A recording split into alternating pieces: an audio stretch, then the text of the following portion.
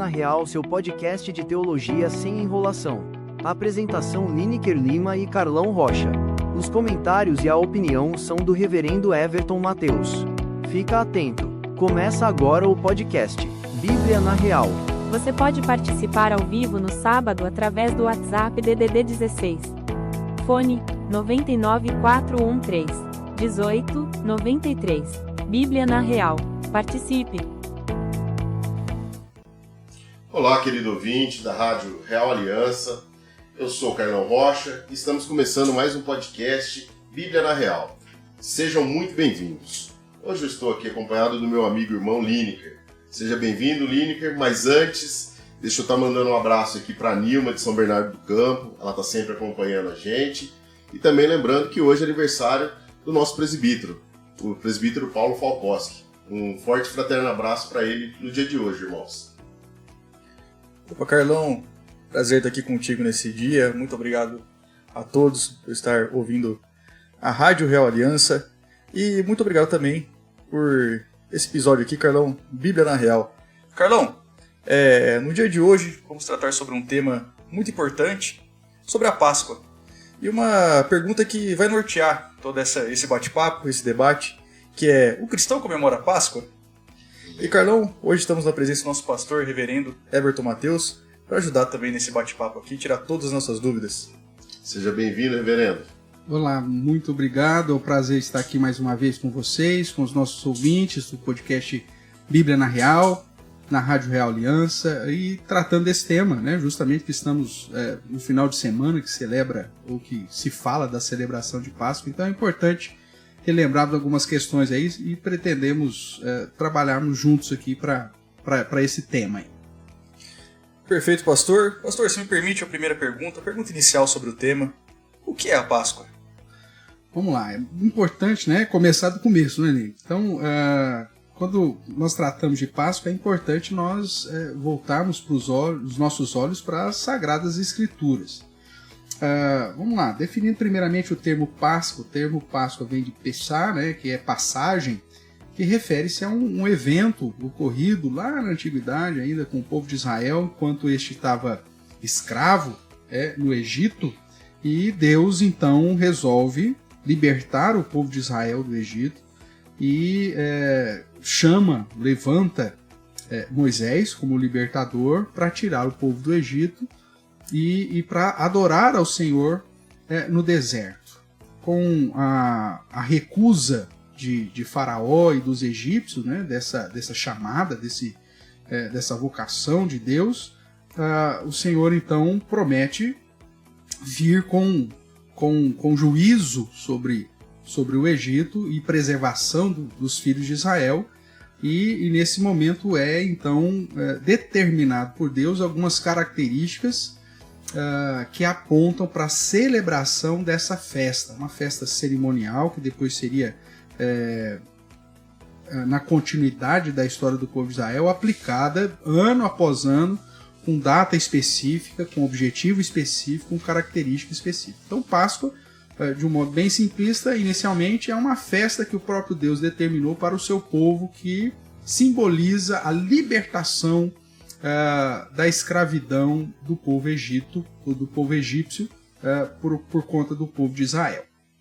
Então, pastor, isso foi feito, isso é falado no Velho Testamento, que se conecta com a morte e a ressurreição de Jesus, é isso? Tá, então, as festas do Antigo Testamento, todas elas apontam para o Messias, apontam para Cristo, né? Quando você vai lá para o Pentateuco, em especial no livro de Levítico, você vai ver o registro das chamadas santas convocações, das festas solenes que Deus estabeleceu para o seu povo, e dentro das festas que nós chamamos cerimoniais, a Páscoa, né, junto com mais 6 festas, fazia um conjunto de festas anuais que apontavam sempre para a figura de Cristo. Então, nós estamos tratando já de Jesus, já milênios à frente de quando foi instituída a Páscoa, lá no período de Moisés, mas a Páscoa como a libertação da escravidão do Egito, através da figura do anjo do Senhor que veio e aplicou juízo sobre os egípcios, matando os primogênitos, e aqueles que estavam nas casas onde o sinal do sangue do cordeiro estava nos umbrais, né, esses eram preservados naquela ocasião.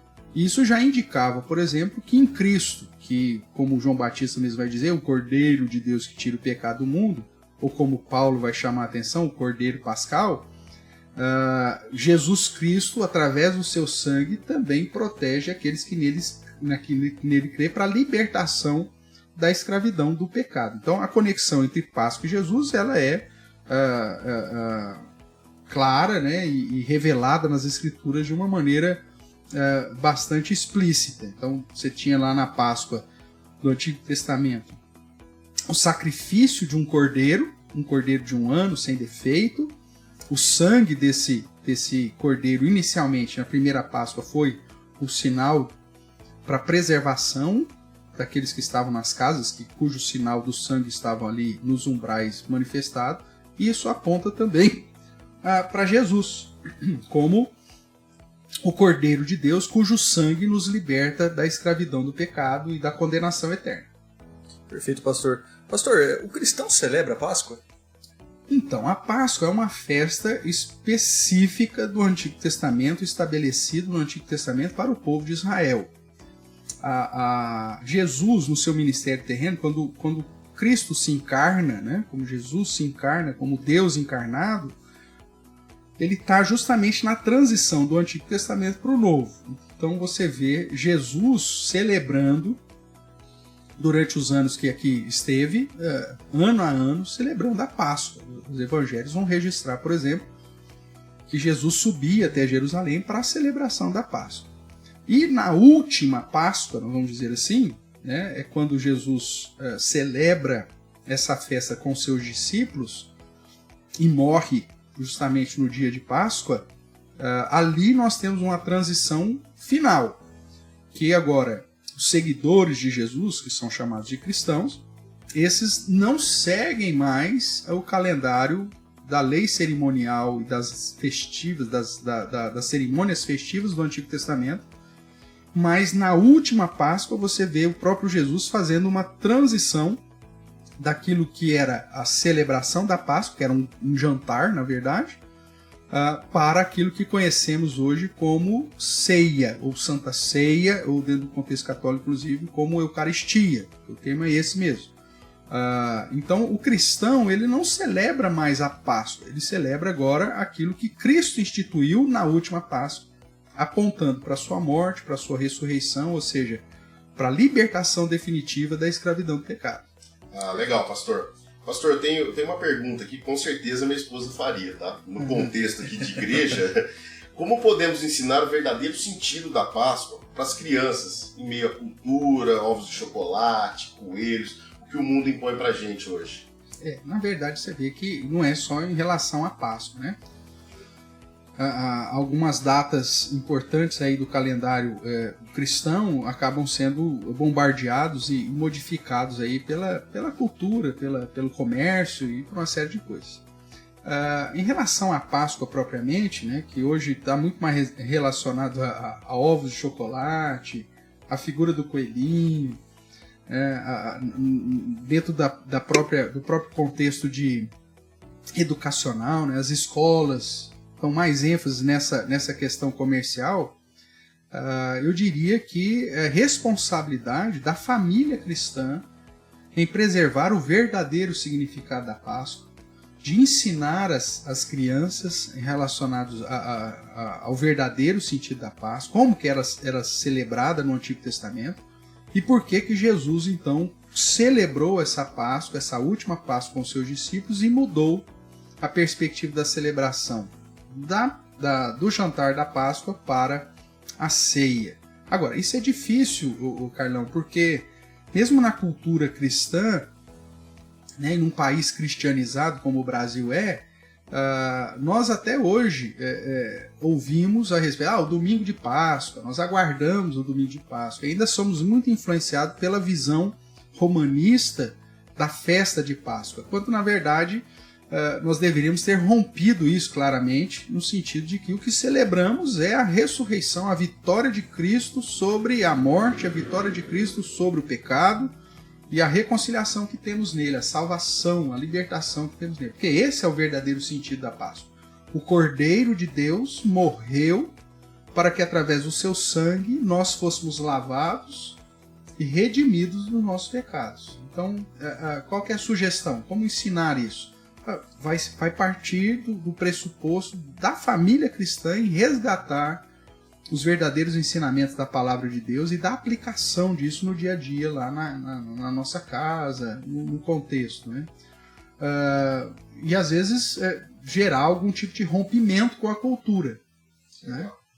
Por exemplo, muitos cristãos acabam dando ênfase também na questão do ovo, na questão do coelho, e esquece que o verdadeiro sentido da Páscoa é que Cristo morreu e ressuscitou por nós. Perfeito. Pastor, uma dúvida em relação às celebrações judaicas. Bom, como a gente pode ver, então a Páscoa a gente mantém até nos dias de hoje, né? Uma certa comemoração, inclusive no mundo ocidental, essa celebração. Em relação às outras celebrações que o pastor falou, as outras 6 celebrações, né? O que aconteceu? Por que isso não foi inserido no nosso contexto também? Tá. Veja, a Páscoa, como eu disse, ela faz parte do nosso contexto, né? Mas não deveria ser da maneira que é. Sim, perfeito. Afinal de contas, o cristão ele não deveria celebrar a Páscoa, nem celebra. Porque se a gente tivesse que celebrar a Páscoa exigia, por exemplo, na sua instituição, que você, no primeiro mês do calendário judaico, né, que começa com o equinócio, no caso deles, iniciando a primavera, né, o hemisfério norte, que é geralmente no mês de março, abril, é o que a gente vive, por isso que a Páscoa sempre não tem uma data exata, cada ano cai num período, mas você vai ver que a Páscoa sempre cai ou março ou abril. Esse ano está caindo no começo de abril. Por que isso? Porque o que determina a data da celebração da Páscoa é o calendário judaico, o calendário lunisolar. Então, eles têm uma prescrição bíblica de quando que começa o ano, que tem que associar o equinócio à primeira lua nova. Então, por isso que todo ano muda. E não era só a Páscoa que era determinada por esse calendário, todas as outras festas. Por isso que aqui no Ocidente, quando a gente fala inclusive de domingo de Páscoa, isso é um erro gritante até mesmo no calendário judaico. Porque dentro do contexto bíblico, Lineker, Deus estabeleceu anualmente 7 festas. Então, até para o nosso ouvinte aqui entender quais são elas. Você tinha, além do sábado semanal, que era uma festa solene, toda semana você tinha que guardar o sábado como perspectiva solene, você tinha a Páscoa, que tinha a data específica para ser celebrada, o jeito específico para ser celebrado, né, e as implicações específicas para serem consideradas. Somado à Páscoa, já no dia seguinte, você tem a chamada festa de pães asmos. E essa festa de pães asmos ela dura uma semana. Onde o primeiro dia da festa de pães asmos e o último dia da festa de pães asmos era considerado também um sábado, era considerado também um feriado. Então, falando do calendário, então no primeiro mês, no 10º dia do primeiro mês do calendário judaico, você tinha que ir lá pegar um cordeirinho de 1 ano e separar para sua família. Então, se nós fôssemos celebrar a Páscoa hoje, você teria que, no dia 10 do primeiro mês lá, segundo o calendário judaico, pegar um cordeirinho, trazer para sua casa. Você vai ficar com ele ali 3 dias. Aí no dia 14, que é o dia da Páscoa, você tem que... E outro detalhe importante é que o dia no calendário judaico sempre começa ao pôr do sol. No nosso calendário, o dia começa à meia-noite. Mas no calendário judaico começa ao pôr do sol. Então, a Páscoa começa ao pôr do sol, né, do dia 13 e início do dia 14. Só que você teria que comer a Páscoa durante a noite. Então, já no dia 13, por volta das 3 da tarde, era o costume, esse cordeirinho que você pegou lá no dia 10, no dia 13 você tinha que sacrificar. Inclusive, há um erro de entendimento no Evangelho de João, que fala a respeito da Parasceve Pascal, que tem algumas pessoas que dizem que Jesus morreu no dia que as ovelhas, os cordeirinhos eram sacrificados para a Páscoa. Não, na verdade isso não aconteceu. Porque se Jesus morreu no mesmo dia que era o dia de sacrificar o cordeirinho, então não daria tempo de Jesus participar da Páscoa. Ele comeu a Páscoa. E não morreu o cordeirinho no dia errado. Né? Ele não matou o cordeirinho no dia errado com os seus discípulos. Então ali é um entendimento de uma expressão idiomática que a gente precisa aprofundar. Mas aí veja, então aí no dia 10 você pegou, dia 13 você matou, virou o pôr do sol, começa a Páscoa, dia 14. E aí você tinha que comer segundo o padrão do Antigo Testamento, com ervas amargas. O cordeiro não podia ser cozido, ele tinha que ser assado. E você tinha que comer com uma série de pães asmos, né? E você tinha que comer ele a noite toda. Você não podia deixar sobrar nada do cordeiro ao amanhecer do dia. Se porventura no amanhecer sobrou o cordeiro, você tinha que queimar isso, você tinha que incinerar esse negócio, você tinha que acabar com isso, não podia deixar nada. E aí você tem o dia 14, que é o dia de Páscoa, que você vai, então, continuar as suas atividades religiosas. Então era assim. Se a gente fosse seguir o padrão das escrituras de celebração de Páscoa, seria impossível hoje. E nem o judeu consegue fazê-lo mais, porque era uma festa que tinha que ser celebrada em Jerusalém, era uma festa de peregrinação no templo, inicialmente, né, essa consagração. Hoje não tem mais o templo, então, quer dizer, nem os judeus conseguem celebrar a Páscoa como deveria ser celebrado, e muito menos o cristão, porque nós não estamos mais presos às leis do Antigo Testamento. Então, além da Páscoa, você tem pães asmos, que eu já disse que é uma festa de 7 dias, e dentro da semana de pães asmos, o dia que cair, o domingo, é chamado dia das primícias. Então, aquilo que nós ocidentais chamamos de domingo de Páscoa, geralmente é, na verdade, o domingo das primícias. Porque a Páscoa pode cair, como o calendário judaico ele é lunisolar, pode cair qualquer dia da semana. Então, obviamente que um determinado período vai cair no domingo também. Então aí você vai ter, de fato, um domingo de Páscoa. Mas esse ano, por exemplo, o calendário judaico, a Páscoa, o dia 14, que é o dia de Páscoa, caiu na quarta-feira. E na quinta-feira foi o primeiro dia de pães asmos. Que detalhe, o judeu também chama de Páscoa. Que aí serve para confundir o ocidental, porque o judeu chamava de Páscoa tanto a festa do dia 14 como os 7 dias de festa de pães asmos. E o domingo, que é sempre primícias, independente de que dia é dentro dessa festa de 7 do pães asmos, pode ser o primeiro dia, o segundo dia, o terceiro, e sucessivamente, é sempre domingo de primícias, que foi o domingo que Jesus ressuscitou. Então, para nós cristãos, aquilo que os romanistas chamam de domingo de Páscoa, nós, protestantes, mesmo que usemos essa terminologia, para nós é de fato o domingo da ressurreição. Porque aí exatamente Jesus ressuscitou nesse domingo, que é o domingo de primícias. Além disso, você tem a festa de Pentecostes, depois você tem a festa de trombetas, a festa de expiação e lá, né, no fim, a festa de tabernáculos. Mas todas essas apontavam para Cristo. Nós não comemoramos nenhuma delas, porque o cristão sabe que a lei cerimonial e as festas cerimoniais do Antigo Testamento já foram cumpridas em Cristo Jesus. Pastor, isso é muito legal, né? Bom, nós vamos fazer um podcast só sobre isso. Só sobre festas judaica, com certeza, né? Com certeza. Que legal. Pastor, agora eu tenho uma pergunta também, que é assim, qual que é o impacto direto da morte e a ressurreição de Jesus na nossa salvação nos dias de hoje? Olha, dentro da perspectiva daqueles que reconhecem que somos pecadores, que nascemos em pecado, portanto, estávamos separados de Deus, a morte de Jesus é o maior evento, né, associado, obviamente, à sua ressurreição, que o cristão pode celebrar.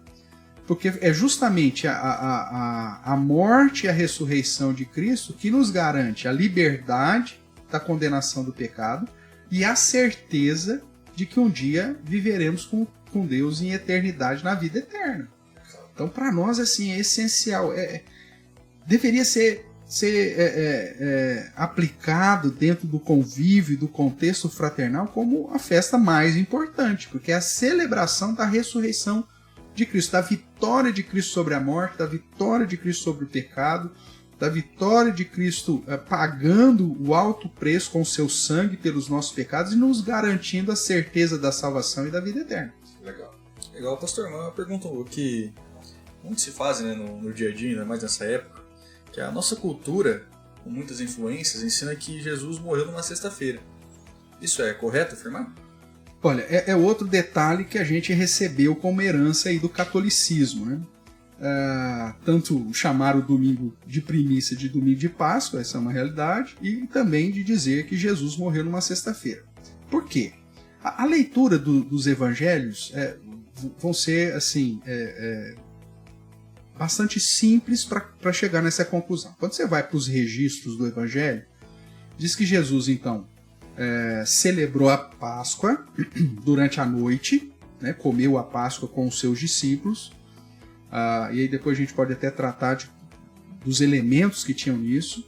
A própria tradição e cultura judaica acrescentou alguns detalhes aí na celebração da Páscoa, por isso havia também não só o pão asmo, que era o pão sem fermento, mas também o cálice, né, o próprio vinho, e Jesus se utiliza disso na celebração, come, como a própria Escritura no Antigo Testamento determinava, inclusive, a quantidade que cada um comeria, um cálculo para definir o tamanho do cordeiro.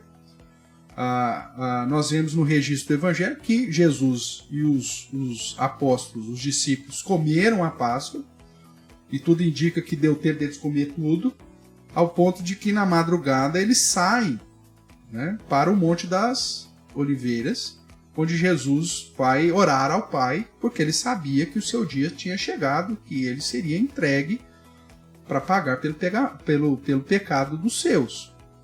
Então o registro vai dizer que Jesus sai nessa madrugada, ora, os discípulos dormem, Judas, que havia já saído lá durante a celebração da Páscoa, traz Jesus, traz os guardas do templo, não eram romanos, eram judeus, né, guardas do templo, guardas do sumo sacerdote, e prendem Jesus, isso durante a madrugada.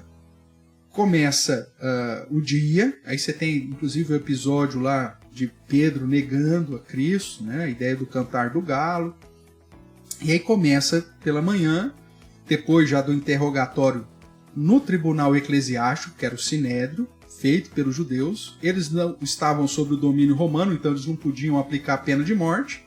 Levam Jesus até Pilatos. Pilatos manda até Herodes. Herodes devolve para Pilatos, ou seja, isso acontece aí nas primeiras horas do dia. Até que Jesus é condenado à morte. E aí no dia de Páscoa, então, que a Páscoa começou no pôr do sol. Então passou a noite, agora no dia de Páscoa Jesus é sacrificado e morto. E o registro dos evangelhos diz que então Jesus foi crucificado, houve trevas, e já perto do final do dia, os soldados romanos, para acelerar a morte daqueles que estavam crucificados, tinham como prática quebrar os ossos do joelho, para que a sustentação, né, do indivíduo não houvesse, e aí ele morria sufocado, né? Só que o texto vai dizer que no caso de Jesus, ele já tinha inspirado, ele já tinha entregado seu espírito a Deus, e por isso não foi quebrado osso nenhum, inclusive para cumprir profecia. E aí o soldado romano fere ele do lado com a lança para ver se ele tinha de fato morrido. E aí então comprova-se que Jesus morreu. Como era a festa de Páscoa, dia 14, o dia 15 do primeiro mês começava a festa de Pães Asmos, como nós já citamos, que era considerado também feriado. E aí então você tem no registro bíblico que foram pedir autorização para Pilatos para pegar o corpo de Cristo e sepultá-lo. E sepultá-lo à pressa, porque o texto bíblico vai dizer que estava para começar o sábado. Então, o texto diz isso, que Jesus foi sepultado à pressa porque estava para começar o sábado. Então, a lógica ocidental é óbvia. Meu amigo, se está para começar o sábado, tem que ser uma sexta-feira. Só que a falta do conhecimento sobre as festas judaicas, de que o primeiro dia de pães asmos também é considerado sábado, e o registro bíblico, tanto em Lucas quanto em João, vai dizer que aquele dia era um sábado grande. Essa expressão usada, sábado grande, aponta que aquele feriado, do dia 15, não referia-se ao sábado semanal. E aí entra um erro. Porque se você for estudar sistematicamente o Evangelho de João, e o Evangelho de João te dá datas.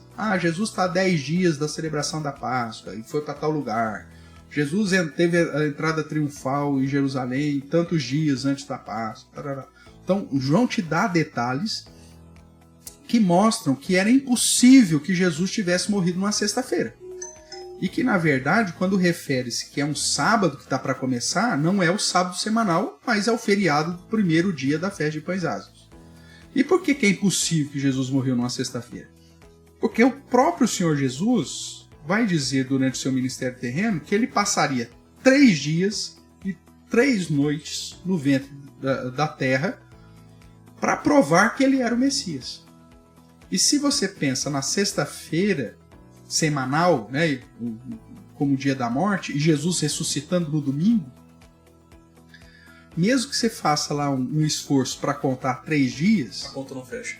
Você tem só 2 noites. E aí a conta não fecha. E se a conta não fecha, então Jesus não cumpriu o que ele disse. Então, dizer que Jesus morreu numa sexta-feira é, na verdade, uma negligência com o registro em especial do Evangelho de João, que nos aponta que muito provavelmente Jesus morreu numa quarta-feira. Então, quarta-feira era a Páscoa. Quinta-feira era o primeiro dia de pães asmos, então era considerado sábado.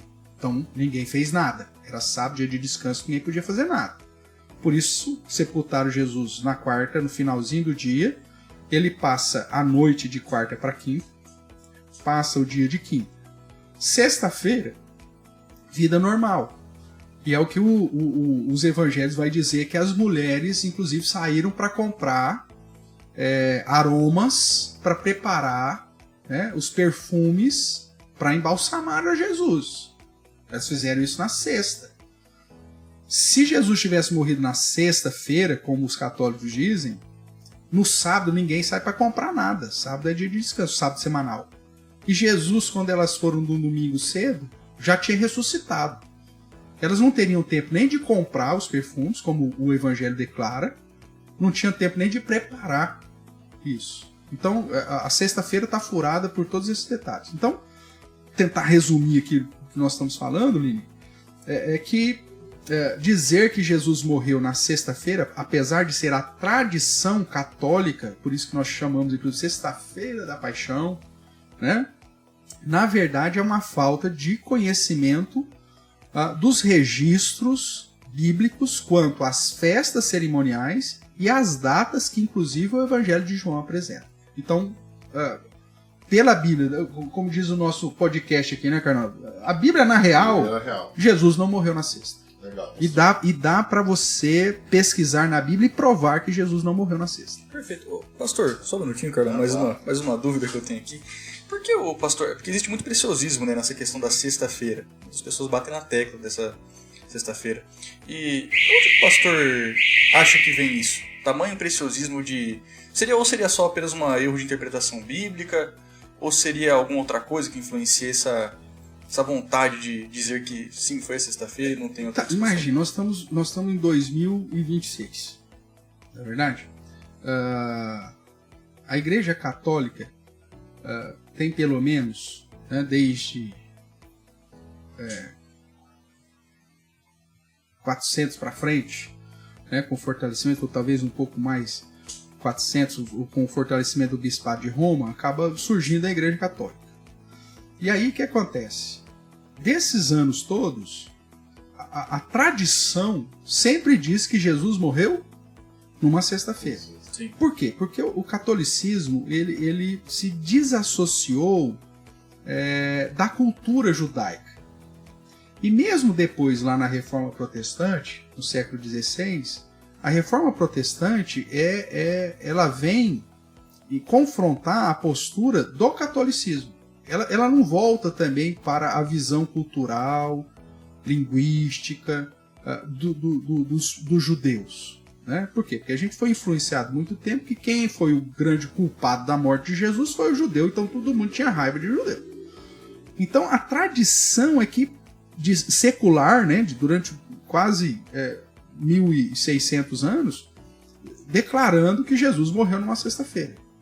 Então como que agora, mesmo que você prove por A mais B, pelas escrituras que ele não morreu, como que a igreja católica, que já durante esses 1.600 anos tem afirmado pela sua tradição que Jesus morreu numa sexta-feira, e que inclusive é essencial para a manutenção inclusive da quaresma, que eles inventaram como período de santificação, penitência, né? De penitência, como que os caras vão chegar e falar, erramos? Então é mais fácil você manter a ideia da sexta-feira da paixão, é mais fácil você manter a ideia de domingo de Páscoa. Então isso é puro fruto da tradição religiosa, mas não do ensinamento bíblico. Perfeito. Tá certo. Pastor, ainda nós estamos no dia de Páscoa, né? Pastor, qual que é a importância da Santa Ceia em relação à Páscoa? A Santa Ceia é a transição, é a grande transição para o cristão. A obra de Jesus Cristo, em especial na cruz, Carlão, põe fim ao período do Antigo Testamento. Toda a lei cerimonial do Antigo Testamento foi cumprida em Cristo Jesus. Inclusive a Páscoa foi cumprida em Cristo Jesus. Então, aquilo que Cristo fez nessa transição da Páscoa para a ceia, em especial sua ressurreição no domingo de primícias, modifica toda uma relação, inclusive de liturgia e de religiosidade, assim podemos dizer, da prática cristã. Então, a ressurreição de Cristo é um dos pilares que os próprios apóstolos apontam como essencial para a manutenção da própria fé cristã. Paulo vai dizer, lá em 1 Coríntios 15, que se Cristo não ressuscitou, a nossa fé é vazia. Nossa fé não tem valor nenhum.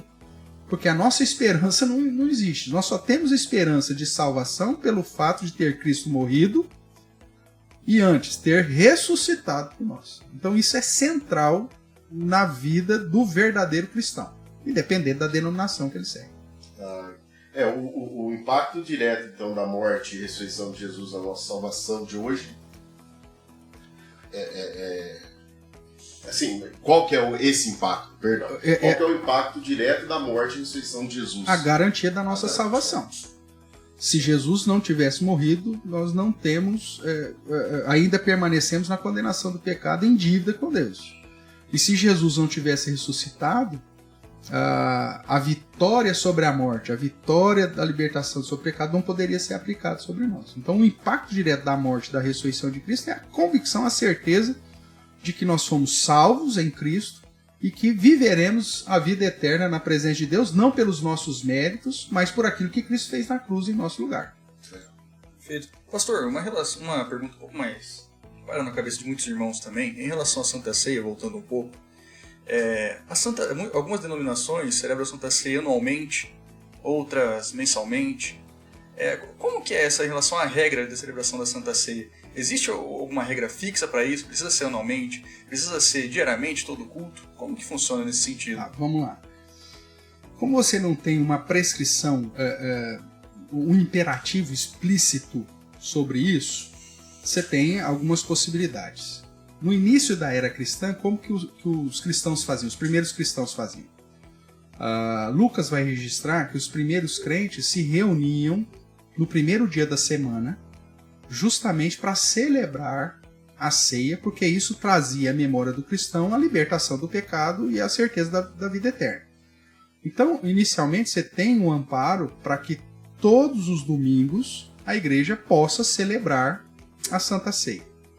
Para aqueles que ainda estão atrelados à celebração da Páscoa, o que eles dizem? A Páscoa era celebrada uma vez no ano. Então, se celebrar a ceia uma vez no ano, também está dentro do pacote.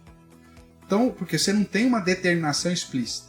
Mas a única coisa que Cristo fala é o seguinte: toda vez que nos reunirmos, nós traríamos à nossa memória aquilo que Cristo fez. Então, se uma comunidade determina que em todos os momentos que vai se reunir, e aí por convenção, no primeiro domingo da semana, celebre-se a Páscoa, você não tem problema nenhum. Se por convenção essa mesma comunidade, uma questão de logística, uma série de situações, ela determina que a ceia vai ser num determinado momento do mês, também nada o impede de fazê-lo. E se porventura, em determinadas situações, por conta de perseguição religiosa, por situações de distância das pessoas se reunirem, que isso acontece nesse mundão, a igreja aplicar a Santa Ceia ou celebrar a Santa Ceia uma vez por ano, também você não tem nada impedindo que isso aconteça. Então, o contexto da igreja é que vai te permitir se aquilo vai ser semanalmente, se aquilo vai ser mensalmente, ou se aquilo vai ser realizado uma vez por ano. Mas é tido como um sacramento importante para fortalecer a fé do cristão. Pastor, em relação também à Santa Ceia, ela está atrelada exclusivamente a um contexto de igreja. Vamos supor que a gente tem um irmão aí, obviamente tem outras questões envolvendo esse assunto, né? Um irmão desigrejado, que seja. Uhum. Como que se aplica a Santa Ceia nesse sentido? A Santa Ceia está atrelado em um contexto de comunhão de igreja, ou individualmente um irmão teria essa liberdade de tomar a Santa Ceia?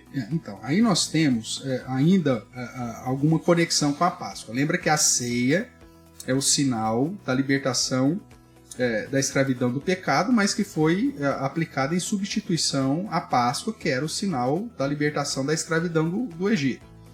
Então, muitos elementos estão atrelados. Como que a Páscoa era celebrada? Quem podia participar da Páscoa? Quando você vai lá para o Antigo Testamento, você vai ver que somente aqueles que estavam debaixo da aliança com Deus, ou seja, em comunhão com Deus, que tinham recebido o sinal da aliança, ou seja, a circuncisão, podiam participar. O texto, inclusive, vai dizer que no dia da celebração da Páscoa, que porventura tivesse alguém lá na sua casa que não fosse judeu, que não tinham recebido o sinal da aliança, ou seja, a circuncisão, para ele participar da Páscoa, da celebração da Páscoa, ele tinha que receber o sinal, ele tinha que ser circuncidado.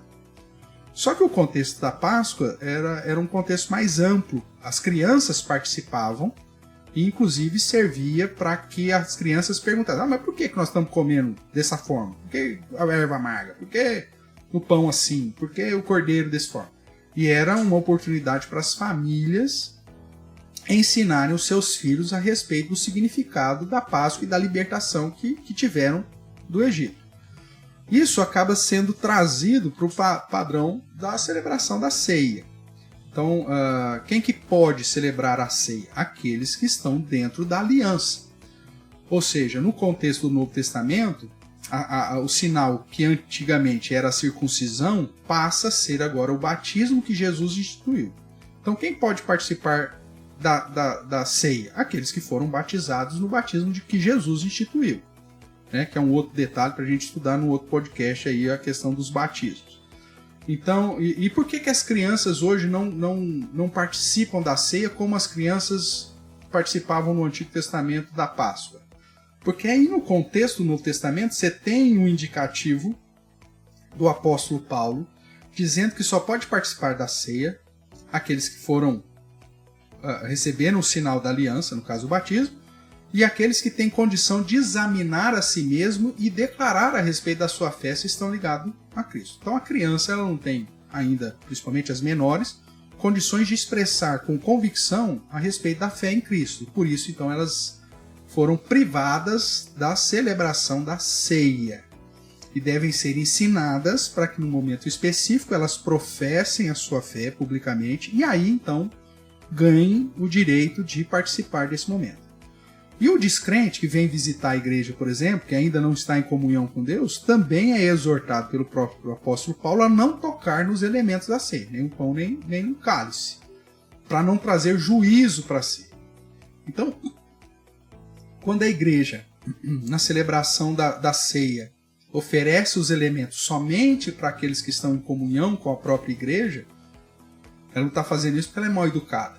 ou porque ela é miserável, porque não quer dar um pedaço de pão e um gole de suco de uva ou vinho para quem quer que seja. Mas em obediência a Deus, ela está zelando pela manutenção daquele sacramento para apontar para o fato de que a obra de Cristo também não é aplicada de modo indiscriminado, mas é aplicado sobre aqueles que creem nele como seu único e suficiente zelando Salvador. Pelo indivíduo também, né? E zelando pelo próprio indivíduo, porque a Bíblia diz que aqueles que tomam a ceia de modo indigno serão réus, né, do juízo disso, que o próprio Deus vai cobrar. Certo. Pastor, existe uma frase muito lembrada agora na Páscoa, né, que é quando Jesus diz, está consumado, certo? Pastor, o que aconteceu espiritualmente naquele momento que Jesus fala, está consumado? Quando nós olhamos para a questão da redenção, né, e na Páscoa é que isso aconteceu, porque Cristo foi crucificado na Páscoa, nós vemos que é o projeto que Deus estabeleceu antes da fundação do mundo para salvar os seus. E o fato de Cristo ter morrido na cruz, de ter feito isto, né, o termo tetelestai, né, está consumado, aponta de que o pagamento foi feito. A Bíblia diz que a consequência do pecado é a morte, e que somente o pagamento de alguém justo poderia liquidar a dívida que pesava sobre nós.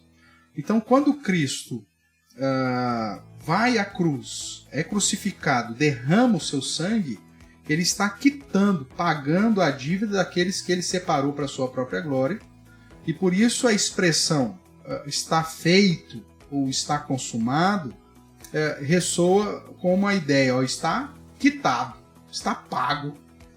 E isso, Paulo vai dizer que é um evento que envergonha Satanás e os demônios na cruz, porque rasga a cédula de dívida que nós tínhamos.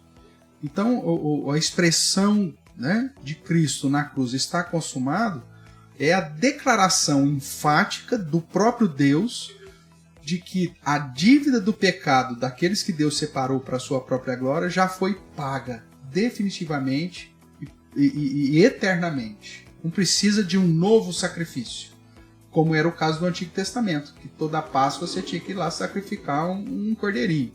Agora não, Jesus é o sacrifício definitivo e eterno. A carta aos Hebreus vai dizer que a obra de Cristo é superior e, portanto, é perpétua. Jesus não tem que morrer de novo. Aquilo que ele fez está consumado, liquidou, pagou de uma vez por todas a dívida que pesava sobre os seus. Legal, perfeito, gente. Mais uma vez, né? Estamos chegando mais ao final do nosso programa. Pastor, uma palavra final para os nossos ouvintes? Irmãos, o estudar das Escrituras é essencial. E nós não podemos desprezar o contexto do Antigo Testamento, porque ele, mesmo sendo sombra para o Novo, muitos elementos do Antigo Testamento são essenciais para entendermos o Novo Testamento. Então, as festividades judaicas, tudo aquilo que apontava para Cristo e que foi realizado em Cristo é essencial para o entendimento daquilo que Cristo fez por nós. Para que a gente não siga simplesmente o costume, né? Para que a gente não seja simplesmente um papagaio repetindo aquilo que aprendemos dos nossos pais, dos nossos avós e assim sucessivamente, mas estudando a Bíblia para entender o que realmente significa cada detalhe. Será que podemos de fato chamar domingo de Páscoa sendo cristãos? Se você for estudar, você vai ver que não. Será que a obra de Cristo foi definitiva ou não? Quer dizer, se você for estudar, você vai ver que foi. Então, a minha última palavra aos nossos ouvintes nesse dia, Carlão e Line, que é: estudem as Escrituras, aprofunde no conhecimento tanto do Novo e do Antigo Testamento, para que você não seja levado por aquilo que as religiões acham, mas para que você seja conduzido de fato por aquilo que a Bíblia ensina. E assim a gente vai estar sendo inclusive liberto de práticas puramente de religiosidade, né? E que Deus assim nos abençoe.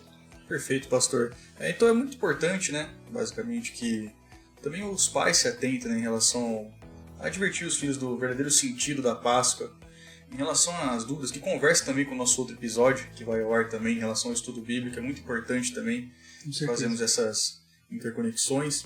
Enfim, pastor, muito obrigado pela sua atenção, pela sua disponibilidade. Eu agradeço, é sempre um prazer estar junto com você, Lineker, junto com você, Carlão, junto com os nossos ouvintes do podcast, né? Estamos só começando, são os primeiros episódios, mas é um prazer estar aqui. Espero que Deus nos permita estarmos aqui por um bom tempo ainda. Amém.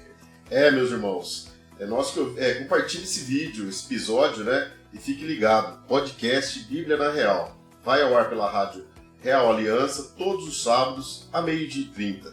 E também tem reprise do programa na terça e na quinta-feira, no mesmo horário. Obrigado, Lineker. Obrigado, pastor. E obrigado a você que nos acompanhou até aqui. Um forte e fraterno abraço. Tchau. Obrigado, tchau. Você acompanhou o podcast Bíblia na Real, seu podcast de teologia sem enrolação. Apresentação: Lineker Lima e Carlão Rocha. Comentários: Reverendo Everton Mateus. Apoio técnico: Fábio Magno. Bíblia na Real, seu podcast da Rádio Real Aliança. Apoio: Igreja Presbiteriana Real Aliança, Avenida Cristóvão Colombo, 1503, Araraquara, São Paulo. Obrigado por nos acompanhar, todos os sábados ao 12h30, com reprises nas terças e quintas. Fique agora com as demais programações da Rádio Real Aliança, tocando esperança na Real.